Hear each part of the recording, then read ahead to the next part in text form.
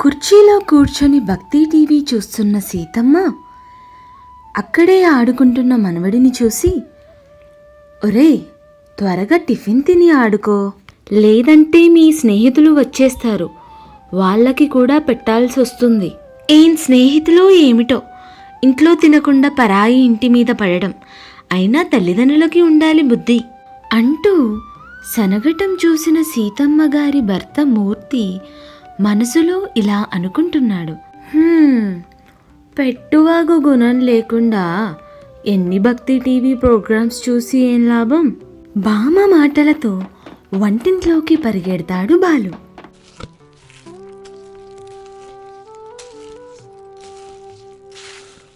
ఒక వారం రోజుల తర్వాత బాలు తల్లి సాయంత్రం పిల్లాడికి అత్తామామలకు ఉసూరుమంటూ ఆఫీస్ నుంచి వచ్చే భర్త కోసం 4 మైసూరు బజ్జీలు వేద్దామని వంటగదిలోకి వెళ్ళి స్నాక్స్ తయారు చేస్తుంది. వంటగదిలో నుంచి మంచి సువాసనలు వస్తుండడంతో అప్పటి వరకు ఆడుకుంటున్న బాలు రివ్వున వంటగదిలోకి వెళ్ళి, అమ్మా, త్వరగా బజ్జీలు పెట్టవే, లేకపోతే బామ్మ తాతయ్య లేస్తారు, మనకి చాలవు అంటూ హడావిడి పెట్టాడు. కొడుకు వీపు మీద చిన్నగా ఒక దెబ్బ వేసి, తప్పు కదూ, అలా అనవచ్చా, ఎవరికీ పెట్టకుండా మనమే తింటే పాపం వస్తుంది, ఇంకెప్పుడూ ఇటువంటి పాడు మాటలు మాట్లాడుకో అని మందలించింది. బాలు అమాయకంగా, నాకేం తెలుసు, మొన్న బామ్మ నీ ఫ్రెండ్స్ వచ్చేలోపు టిఫిన్ తినేసి కూర్చో, లేదంటే వాళ్ళకి పెట్టాలి అనేసి అంది.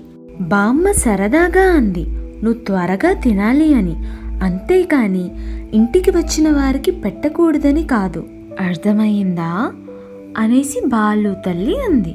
సరే అమ్మా అంటూ బాలు అంటాడు. కళ్ళెంబటి నీళ్లు తుడుచుకో. ఇది ఇలా ఉండగా మంచం మీద పడుకొని అంతా విన్న సీతమ్మ గారి భర్త మూర్తి భార్యతో, చూసావా, నువ్వు నీ మనవడితో అన్న మాట ఎలా వికటించిందో, ఎవరైనా వచ్చేలోపు తినేయాలి అన్నమాట మన మీదే ఉపయోగించి మనం లేచేలోపు వాళ్ళమ్మని బజ్జీలు పెట్టేసేయమని అడుగుతున్నాడు నీ మనవడు. అందుకని పిల్లలకి మంచి నేర్పాలి కానీ చెడు మాటలు చెప్పకూడదు.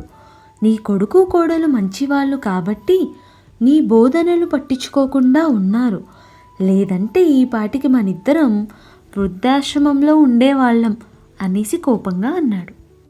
ఏదో ఎవరైనా ఉన్నప్పుడు తింటే పిల్లాడికి దిష్టి తగులుతుంది అని అలా చెప్పాను, కానీ నాకు మాత్రం తెలియదా 10 మందితో పంచుకొని తింటే మంచిది అని అంటూ సీతమ్మ జవాబిచ్చింది.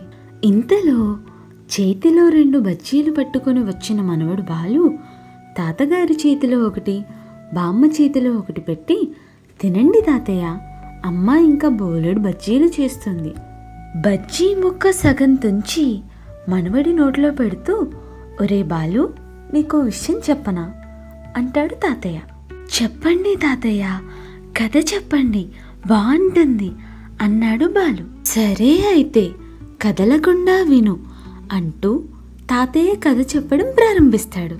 పూర్వం హస్తినాపురం అనే ఒక పెద్ద రాజ్యంలో ధర్మం, దయ, న్యాయం ఇలా అన్ని గుణాలు కలిగిన రాజు ఉండేవాడు. ఆయన ఎప్పుడూ తన ప్రజల బాధలు వినేవారు, వారికి సహాయం చేసేవారు. ఒకరోజు 2 బీద బ్రాహ్మణులు రాజభవనానికి వచ్చారు. వారి ముఖాలపై ఆకలి, వేదన స్పష్టంగా కనిపిస్తుంది. వారిద్దరూ వినమ్రంగా నమస్కరించి ఇలా అన్నారు, మహారాజా, మేము పూట కూడా గడపలేము, మా పిల్లలు ఆకలితో విలవిలలాడుతున్నారు, దయచేసి మాకు కొంత సహాయం చేయండి. రాజుగారు వారిని శాంతంగా చూసి ఇలా అన్నారు, సరే, మీరు ఇద్దరూ 2 రోజుల తర్వాత తిరిగి రండి, అప్పుడు మీకు నేను సహాయం చేస్తాను. మొదటి బ్రాహ్మణుడు తన ఇంటికి వెళ్తూ ఇలా అనుకుంటున్నాడు, 2 రోజుల సమయం ఉంది కదా, రాజుగారు తప్పకుండా నాకు ఎక్కువ సహాయమే చేస్తారు అంటూ ఇంటి లోపలికి వెళ్ళిపోతాడు. ఇది ఇలా ఉండగా ఆ రోజు సాయంత్రం బయట నుంచి ఒక చిన్న వృద్ధుడు బ్రాహ్మణుడి ఇంటికి వచ్చాడు. చిరిగిపోయిన పంచ, వణుకుతున్న చేతులు, కళ్ళల్లో ఆకలి. ఆ వృద్ధుడు గుమ్మం ముందు నిల్చొని ఇలా అనసాగాడు, అయ్యా, కొంచెం అన్నం దొరికితే చాలు, 2 రోజులుగా తినలేదు. బ్రాహ్మణుడు ఇంటి నుంచి బయటకు వస్తూ మనసులో ఇలా అనుకుంటాడు, నాకే తినడానికి లేనప్పుడు ఇతనికి ఎలా ఇస్తాను? ఎలాగో 2 రోజుల్లో రాజుగారి దగ్గర నుంచి సాయం వస్తుంది కదా, అప్పుడు ఆలోచించుదాం అని మనసులో చెప్పుకొని ఆ వృద్ధుడిని నిశ్శబ్దంగా పంపేశాడు. ఆ వృద్ధుడు ఆవేదనతో వెనుదిరిగాడు. ఇదే సమయంలో గ్రామం చివర చిన్న పచ్చని తోట పక్కన 2వ బ్రాహ్మణుడి ఇల్లు ఉంది. అతని ఇంట్లో కూడా అదే పరిస్థితి. భార్య చలిపొగలో కూర్చొని కొంచెం అన్నం ఉడికిస్తుంది. పిల్లలు తిండి కోసం ఎదురు చూస్తున్నారు. అంతలో తలుపు దగ్గర ఎవరో మెల్లగా తడుతున్నారు. బ్రాహ్మణుడు తలుపు తెరిచాడు. బయట నిలబడి ఉన్న ఆ వ్యక్తిని చూసి, అయ్యా, తమరు ఎవరు? వేళకాని వేళలో మా ఇంటికి విచ్చేశారు. నాయనా, నేను బిచ్చగాడను. 2 రోజులవుతుంది నేను తినక. కాస్త అన్నం దొరికితే పొట్ట నింపుకుంటాను అనేసి అంటాడు. వెంటనే బ్రాహ్మణుడు, ఎంతటి భాగ్యం స్వామి, అతిథి దేవోభవ అన్నారు పెద్దలు, లోపలికి రండి అంటూ లోపలికి తీసుకొని పోయి భోజనాన్ని పెట్టాడు. తిన్న తరువాత ఆ అతిథి చిరునవ్వుతో, దేవుడు మీకు ఎన్నో రెట్లు తిరిగి ఇస్తాడు, అన్నదాతో సుఖీభవ అని చెప్పి నెమ్మదిగా వెళ్ళిపోయాడు. వృద్ధుడు వెళ్ళిపోయాక బ్రాహ్మణుడి భార్య ఇలా అంది, ఏవండి, మన దగ్గర తినడానికి కూడా చాలా తక్కువే ఉంది కదా? అవును, తక్కువే ఉంది. మనం ఒక్కరోజు ఆకలిగా ఉంటే ఏమీ అవ్వదు, కానీ ఇతడికి ఇప్పుడు ఆ కొంచెం అన్నం జీవమవుతుంది. నిజమే అండి, అంత దూరం ఆలోచించలేకపోయాను. మనం కూడా ఖాళీ కడుపుతో ఉన్నప్పుడు ఆకలి బాధ అంతా ఇంతా కాదు. మనం మనుషులం, ఒకరికి ఒకరం సహాయం చేసుకోవటమే మానవ జీవితానికి అర్థం అంటూ మాట్లాడుకోసాగారు. 2 రోజుల తర్వాత ఇద్దరు బ్రాహ్మణులు తిరిగి రాజుగారి దగ్గరికి వెళ్ళారు. రాజుగారు సేవకురాలిని పిలిచి మొదటి బ్రాహ్మణుడికి 100 వరహాలు ఇవ్వమని అన్నారు. అలాగే 2వ బ్రాహ్మణుడికి 1000 వరహాలు ఇవ్వమని చెప్పారు.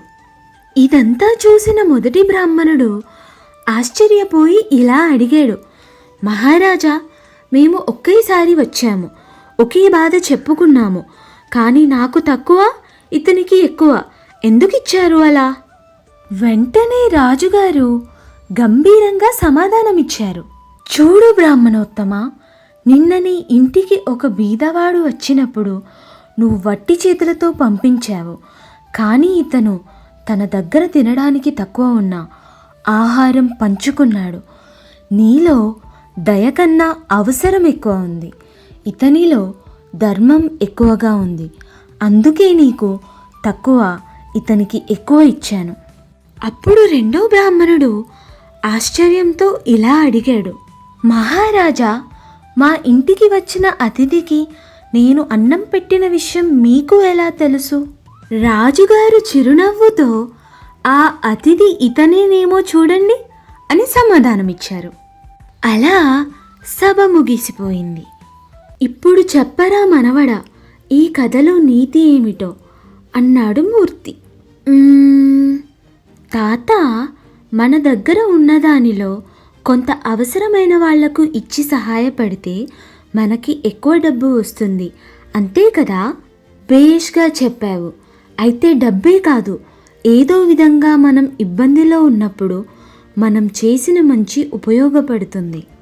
సరే తాత, అర్థమయ్యింది. ఇప్పుడు నీ దగ్గర ఉన్న బజ్జీలలో నాకు ఒకటి ఇస్తావా? నీకు అమ్మ అప్పుడు బోలెడు బజ్జీలు ఇస్తుంది. ఓరిని, భలే వాడివిరా అంటూ మనవడి చేతిలో 2 బజ్జీలు పెట్టి నవ్వుకున్నారు మూర్తిగారు. మీకు మా కథ నచ్చినట్లయితే ఒక లైక్ చేసి షేర్ చేయగలరు. మళ్ళీ కొత్త కథతో కలుద్దాం.